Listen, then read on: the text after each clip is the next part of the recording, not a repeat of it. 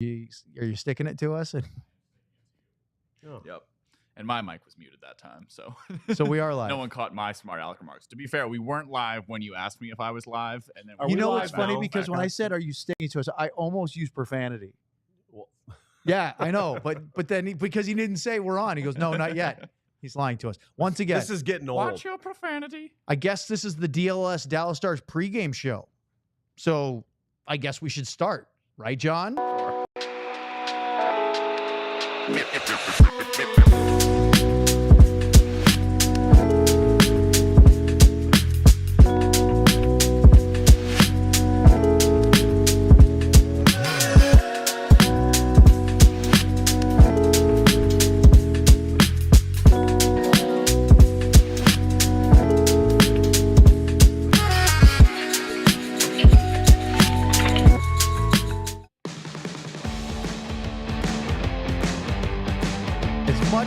Upset with my producer over trying to get us caught at the intro of every show we ever do now. I have to hand it to him. Shark Week is a great thumbnail title.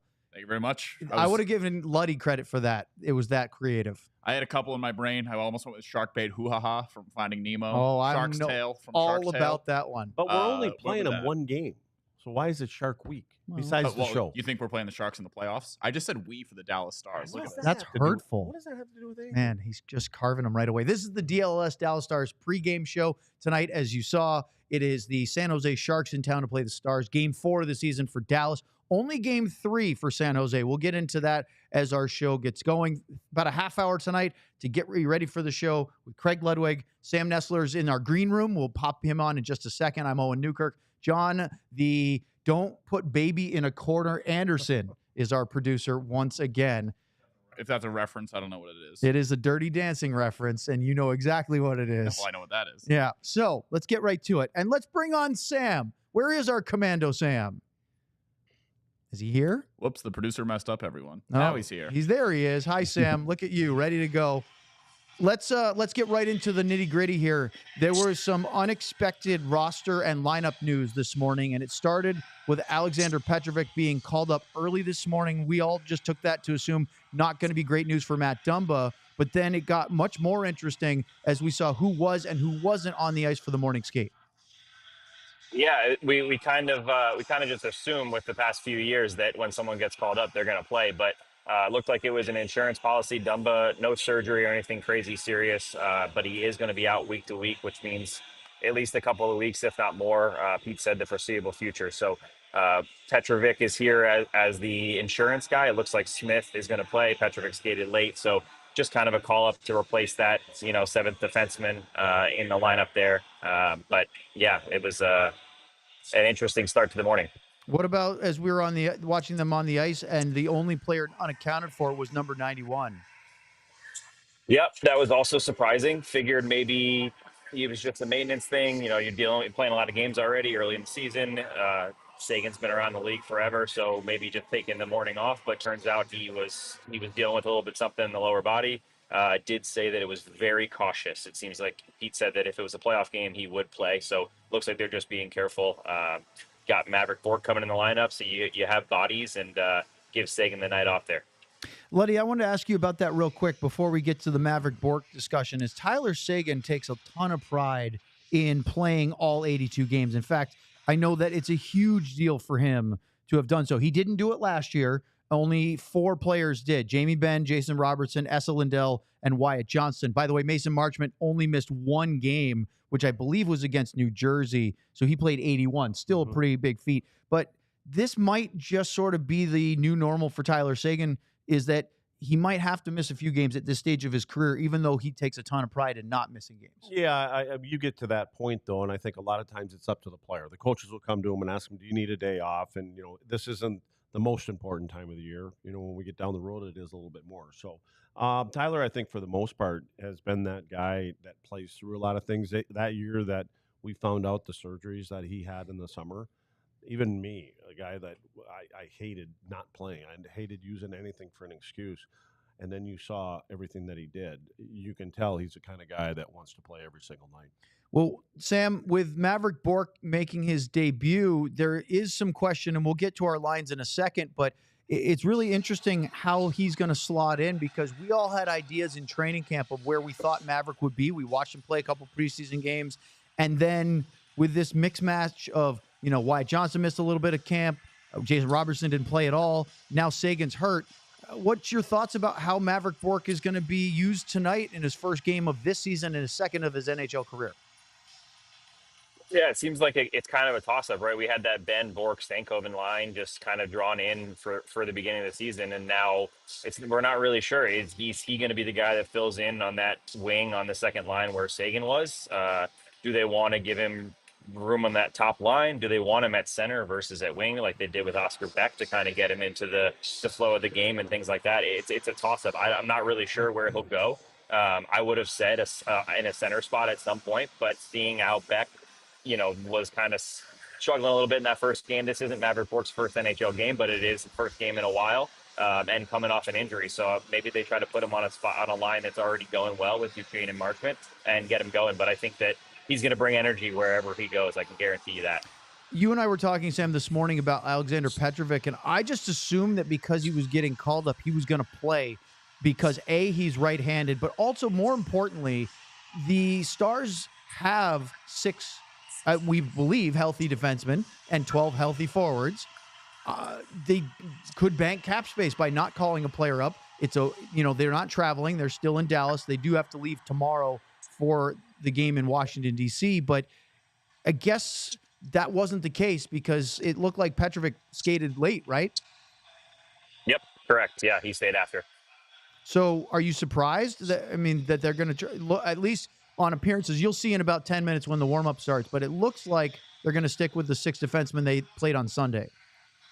Yeah, it was interesting this morning thinking about it because we're so used to the Stars, like I said earlier, when they call someone up, it's usually on an emergency basis to jump right in the lineup because they're so tight to the cap and they're just carrying the right amount of guys, sending people down to Texas, to Austin or Cedar Park every day. But that's just not the case anymore. As much as you want to recruit cap, you also need to, NHL teams carry extra guys, right? It's just the way it's been. And before the Stars were so tight, that's how they did it as well. So the call up was really just to fill in for that extra defenseman. Now we have, assuming Smith will be in the lineup, he's also kind of your extra forward, as you brought up today, Owen. So I think it's just more of a safety thing, and it's something we might have to get used to this season where the Stars have the ability to bring people up and bring them on trips and bring them for home games just in case someone's dealing with something or something happens in a warm-up, and that's something we have not been used to for a while. Luddy, it's a great point because it wasn't that long ago. Dallas was very normally carrying 13 skaters, maybe even 14 and 7D. And it's only been in the last couple of years where they've been so tight against a real flat salary cap, partly because of what happened during COVID and the league revenues and stuff. But this should be the goal for the front office, to have the kind of maneuvering ability that you don't have to only carry the bare minimum on the roster. Yeah, for me, I think he's going to play in the next week. If Dumba's going to be out for whatever it is, a week or 2 or 3, I think you're going to see him play some games, and it could be in and out with Brendan Smith, depending on how Nils plays. But I would think that they've got him there to be able to practice and go through things that the team is going to go through, and the video of different teams, and to be ready to play. I think we're going to see him in the lineup the next game or 2.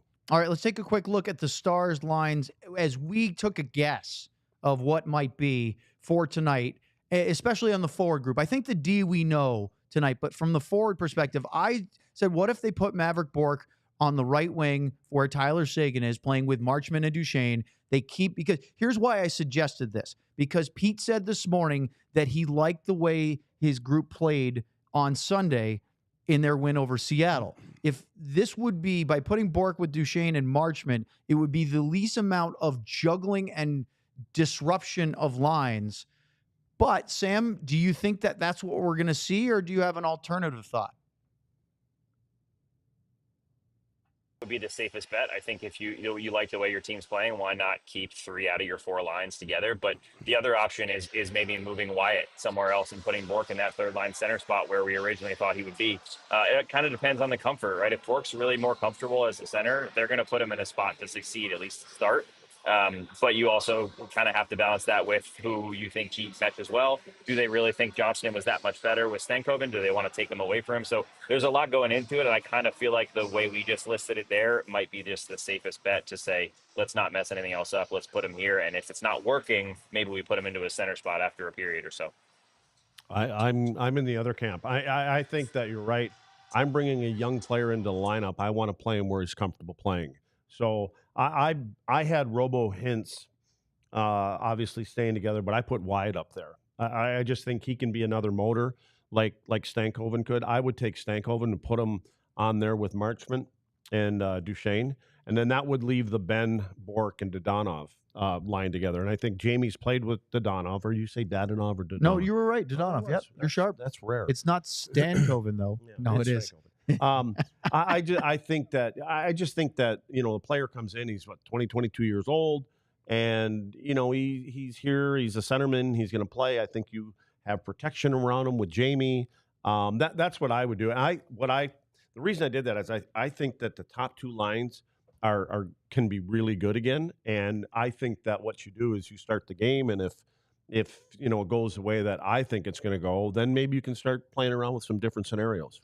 Sam, last one for you, and then we'll let you get going to the warm-up. The goaltender battle tonight, it's expected to be Jake Oettinger against Mackenzie Blackwood, a former big pick for the New Jersey Devils, versus the Stars' big guy coming off of a shutout where they haven't allowed a goal at home yet tonight. I don't know if that's going to be a long sustainability because goals will go in, but what are your thoughts about the two expected starters tonight?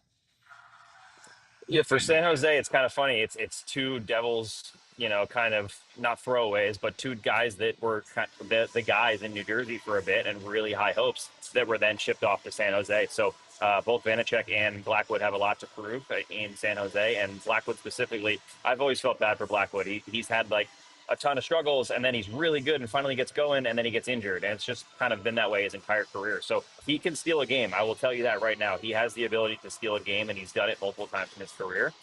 From Jake, we're looking for the same thing. This game could very well be the same first period as Seattle. Jake could not see a ton of action. It could be kind of quiet on his end, at least to start. So Jake, just be ready and locked in. But I do want to say, Luds, I do like what you were saying, because you could also do on that line, you could also put Dadonov on that second line with Marchment and Duchesne, which I just realized now that's an interesting line for me that could be dangerous. So just going back to that, flexibility is key here, and I think we'll see a few different lineups. But before I go, I just wanted to say, if you guys haven't already seen it, the Columbus Blue Jackets and Florida Panthers for the Columbus home opener, tons of tributes and memorials for Johnny Gaudreau and his brother Matthew. The both teams warmed up in the number 13 with Gaudreau's name on the back, which I just thought was amazing. And then Columbus just posted a really, really nice tribute video. So if you haven't seen it already, go check that out. Very, very tough night in Columbus, but it's a great job by the team, the Panthers and the NHL to memorialize those two wonderful athletes. And Columbus basically said they were going to delay the typical home opener festivities that you would normally see in your first game at your home building of an NHL season for later this week, and making this completely dedicated to the Gaudreaus. And I think that's a really nice way to do it. Love that. I love that. All right, boys, sorry to bring the mood down, but just wanted to share that. You guys enjoy the game, and I'll see you soon. We got to teach you how to do a Las Vegas exit, but appreciate it, Cheyenne. We'll see you in a little bit. All right, so let's talk about the defense for a minute, as the Stars will not have Matt Dumba's services for a while. It said foreseeable future, week to week. That's not a good sign. Now, no surgery probably is better, right? As far as if you can rehab, it means it should be a shorter timetable. But as we're looking on this screen here, the Stars' D pairings were what they used on Sunday. What'd you think of them? I had no problem with them. I thought they were good. I thought Nils, here and there, and the other one we talked about was Brendan Smith, and we only got to see him play in, I think, 1 or 2 preseason games, and we weren't super excited about those games. But I think he did what he needed to do. They know what he is and what he's going to bring, and I think you can always, depending on how the game goes, you can start switching the pairings around again too. So, and then everybody's going to talk about, oh man, we had Miro on the left-hand side, but it's really about what, it is what it is. And if you need Miro to go back there, which he's fine with, it's about winning hockey games and taking that top pair of guys and putting them against who they want. And again, like tonight with San Jose, it's not like they're 3 lines super deep. So, Pete and the staff will have their ideas of who they want that pair to play against. Let's go back to your comment you said about Alexander Petrovic earlier. You said, I expect to see him this week. What are you thinking as far as his usage? Maybe not tonight, as we anticipate them to keep the same 6 together, but what's your thoughts about this coming week with a trip to Washington and then coming back against Edmonton? I think I'm going back to the playoffs. I thought he played really well in the playoffs, and I'm surprised that he didn't get more of an opportunity, through the camp and be around here, because I think he's that big body. He plays well in front of his net. He makes good passes, outlet passes, and he can bring some physicality. So I think he deserves an opportunity to extend on what we saw in the playoffs. And so I think what they do now is they bring him in, and which it kind of tells you something maybe about Bissell. I mean, I'm just saying, Petrovic has already had his taste here. I think they're going to get him a couple games or so. And then, but it does tell me something about Dumba too. If they're bringing up a 7th guy, they're not expecting him to be back in the next couple weeks or so. The Bissell thing, does it matter lefty righty? They called up a right shot instead of a left because they lose a righty. I don't know. I don't. It could be both reasons. Yeah. They want him to play. Spend some more time in the minors and get his game honed in and dialed in where he wants it. And I think Petro is a great option. So, and I don't know if it's necessarily a good idea to call him up and have him play big minutes with Miro. No, he hasn't played an NHL game, so it would be lighter minutes, and that may not be the best thing for him. They want him playing a lot, right? But I think they're going to put him in the situations you want to see him, especially if they keep going the way they are. It gives you the luxury to, and again, you want to put as many points in the bank as you want. But I think when a team is playing well, a younger guy or less experienced can come in and play, and there's less chaos going on around them. So the game just becomes easier for them, and then they get their confidence. All right, I want to ask you about another young guy because we talked about him already, Maverick Bourque. Aside from where he might play, he was the AHL MVP last year. He had 77 points in 71 regular season games. He missed some time because of a little bit of injury and then because of some call-up. He actually got called up a couple times. Once didn't play and then got in one game. He was first in the league in the AHL in both scoring and assists, and I believe he was pretty up there in goals as well. I actually didn't look that part up. What are you expecting from him? Because he had a pretty exciting preseason till he had a little nagging lower body injury, at least undisclosed. I don't think they ever specifically said lower body. Oh, you just let the cat out of the bag. Yeah, I know. Okay. So I know all the details right there. But in all seriousness, with Maverick, like everybody says he's NHL ready. Is he going to have a Logan Stankoven type early debut? I don't know if it's going to be hard to live up to from what we've seen from Stankoven. Again, speed. I think the Stars' average weight and height came down a little bit, from the league standings, but he's going to fit in well with this concept, this group, the way that the coaches want to play this game and how they believe that they can, continue to move down that road. And I just think he's another exciting player. And, he with his speed and his agility, the way that he can move east-west also. But he didn't do too much. The games that I got to see him play, he knew when to make the right plays at the right time. And I always talk about that through the neutral zone, at the offensive blue lines. If you don't have, that clear in the zone, you chip it in. You typically chip it into yourself, and then he can go and get it. So, and as far as outlet plays, and I like it when a young player comes in and they've got somebody like jamiebenn, on his wing over there in case there's somebody that wants to take a little run at the young kid. And sometimes that deters him depending on who he's playing with. We've seen the captain do that before, particularly in the playoffs. That was fun against Vegas. We look at, I guess the thing for me on Bourque is Sean has always said he thinks that his game, because of his intelligence in a hockey sense, that his game should translate even better with better players, meaning NHL caliber players. So if Sean, who's watched Maverick Are you trying to say, how do I say that Jamie and whoever he plays with isn't a better player? No, what I mean is that like going from AHL caliber players to NHL, it should actually make Maverick better. Sometimes going to the NHL is harder because of the timing and the quickness, but Sean has watched Maverick play a lot more than I have. His theory has always been he should actually take a step forward when he gets to the NHL. Yeah, and well, I think that's normal when players are coming from the U18 level and they go to juniors or juniors up from there, is because people are in the right spots quicker and you have more support around you. And so he's basically saying he can use people with him now, like right now. In other words, a quick play and he can find them. He's the kind of player, I believe, that before he gets the puck, he has an idea and he knows where other people are on the ice on his own team. So, and they're going to be in those areas, and it just makes him more effective, and it makes the whole continuity of the group of 5 that are out there be able to flow up the ice better. All right, let's take a look now at the San Jose Sharks, because obviously the big name is not there. Macklin Celebrini, the first overall selection in the draft, is injured. He has a lower body injury. It was unofficially named a hip injury. And so because of that, which right now, again, officially lower body, he was placed on IR. It means he can't play for at least a week. He is ineligible until earliest of Friday this week, the 18th. So this lineup is missing arguably their best player already. Yeah. What do you make of this group? Now, they have a really high prospect in Will Smith, who was a first rounder, fourth overall last year. He's only 19 out of Boston College. He's a Boston native, John, so I know you are excited about Will Smith. But this is a group that has some talent. And, of course, I can't help but notice Ty Dellandrea, the former Dallas Stars first-rounder, down there on the fourth line tonight. I just think this is going to be a grinding kind of game that they want to play. They know they can't start taking chances against the Dallas Stars, and their coaches are going to be talking about it. Like, we can't open our game up because we don't have the same amount of bullets in our holster as they do. And when you talk about Will Smith, though, I brought this up to you when you just walked in. I want some people out there to start searching.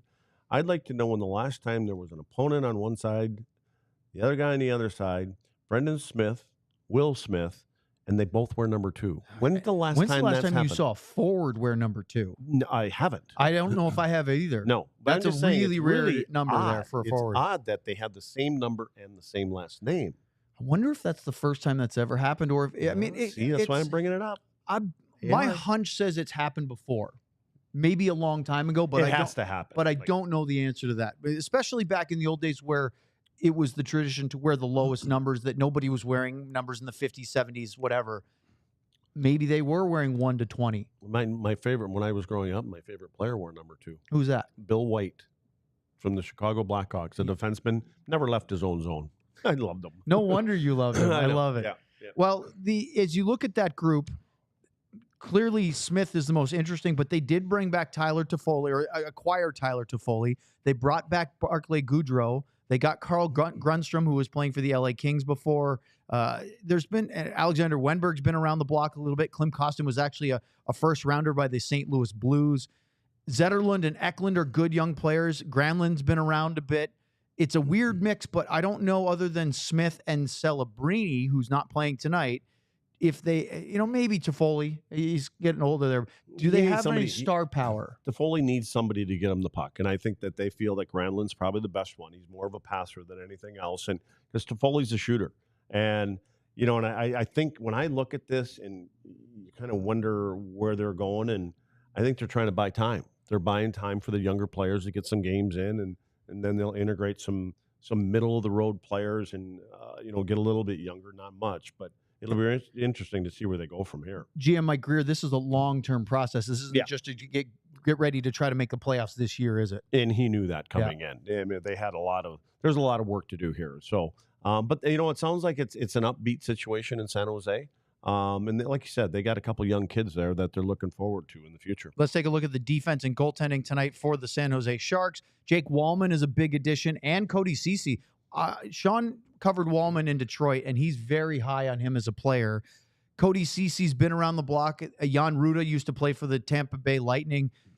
Ceci's a kind of a divisive defenseman because there's some that really like his game and others that really poke holes in it. What do you think about this 6 right now, what they're at and what they're capable of? I think they're going to be under siege tonight. That's what I think. I think that if Dallas plays the way that they can, the way that they've been trending early in the year, these 6 are going to have some problems. And you talk about the goaltending in Blackwood, I think he's going to be under fire too. I think Dallas tonight, they're going to be somewhere around 42 to 45 shots. Wow, that many. I do. That would be a season high, young season so far, but they have not been a high volume shooting team so far in the first 3 games. I think they're going to have a lot of opportunities from the tops of the circles in on this group. Interesting. All right, so we have an update from Sam.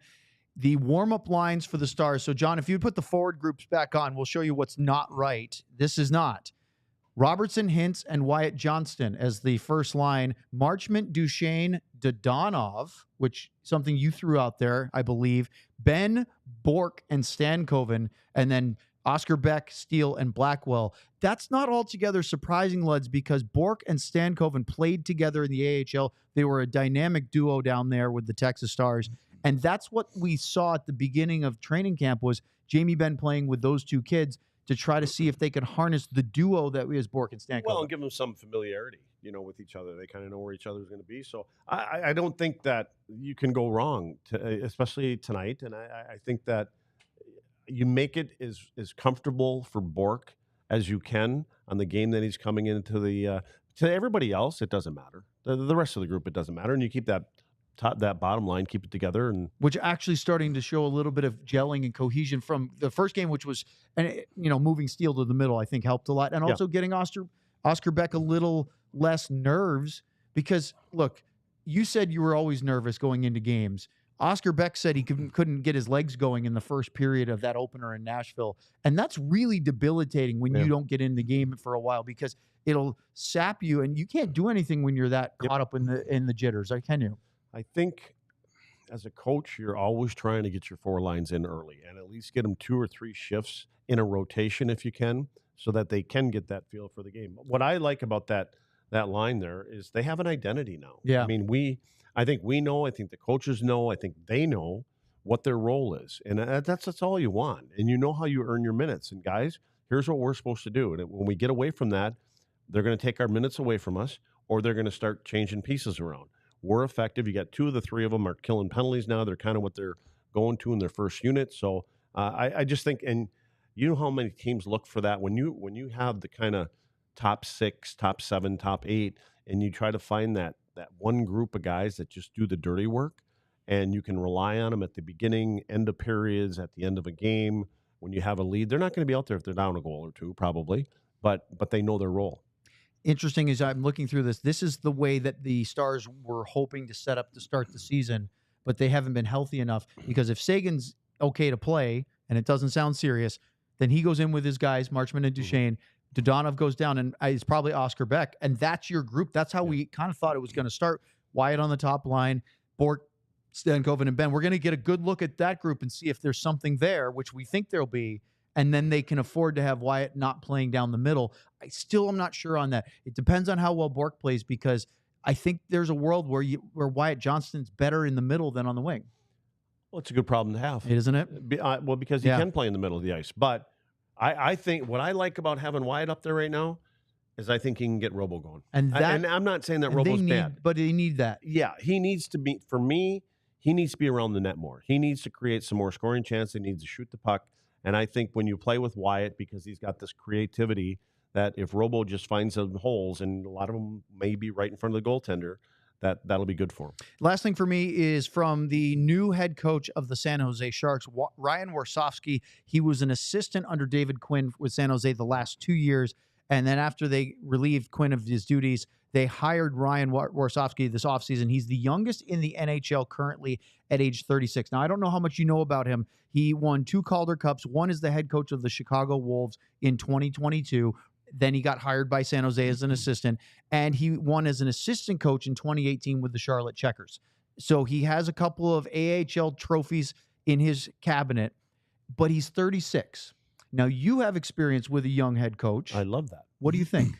I like it because he's been working with younger players, been working with the guys in the minor league. And so he knows, they know what, he's part of the generation, what makes players tick. And there's older coaches that get younger players. And, we know one of them in Philly, and, there's these coaches that come in and they're a little harder on younger players in this generation, and they don't respond the right way.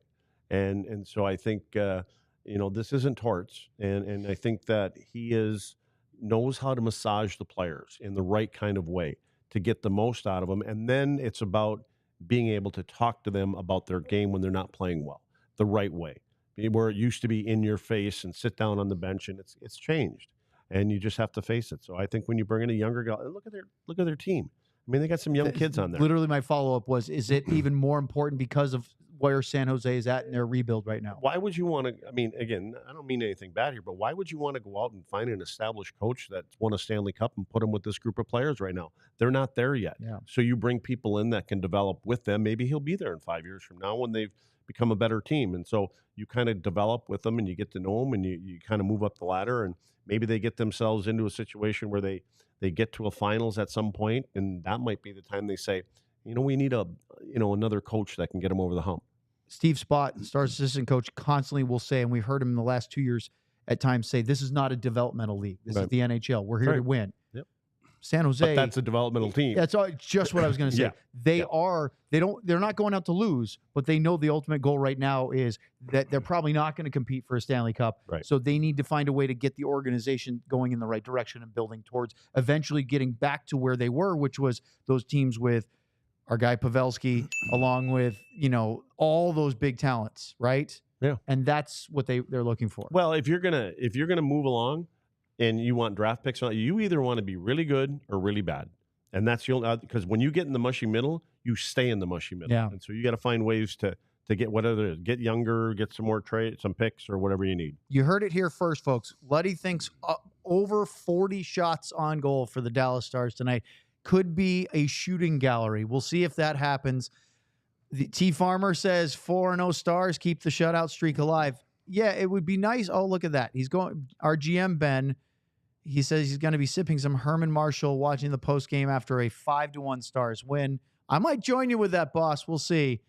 4-1 final. Look, don't be confused by the fact that, or sort of sullied because of the fact that San Jose isn't a very good team over the last couple of years. Stars won all 3 last year. They had to go to a shootout in the first meeting.